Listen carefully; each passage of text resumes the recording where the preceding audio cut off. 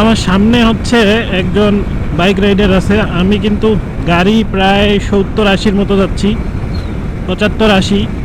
ওনার helmet নাই, ওনার risk নেওয়ার ক্ষমতা দেখে আমি তো অবাক।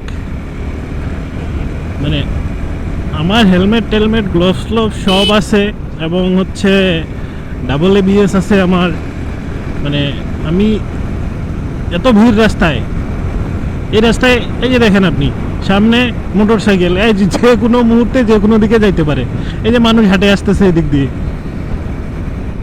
এই যে উল্টা দিক দিয়ে ও এখন স্টার্ট দিবে গাড়িটা, দিয়ে এদিকে কিন্তু চাপায় দিতেও পারে।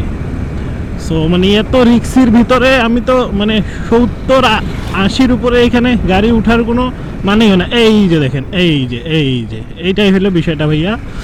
তো উনি মানে একেবারে 80 আপ হয়ে আসতেছে, হেলমেট টেলমেট কিছু নাই, মানে গ্লাসও নাই চোখে, কেমনে কি আমি তো কিছুই বুঝতেছি না।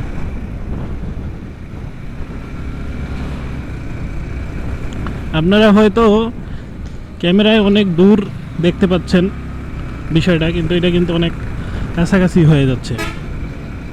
মানে গাড়ি যদি 80-র উপরে থাকে তাহলে কিন্তু কন্ট্রোল করা অনেক বেশি হার্ড হয়ে যাবে আমার জন্য অন্তত পক্ষে। কারণ হয়তো আমার কন্ট্রোল ক্ষমতা কম, যতদূর আমার কন্ট্রোল সেরকম করে আমি চালাচ্ছি, কিন্তু ওই লোকের মানে কিয়া দেখে আমি খুব অবাক আর কি। এই যে সামনে, এই যে সামনে,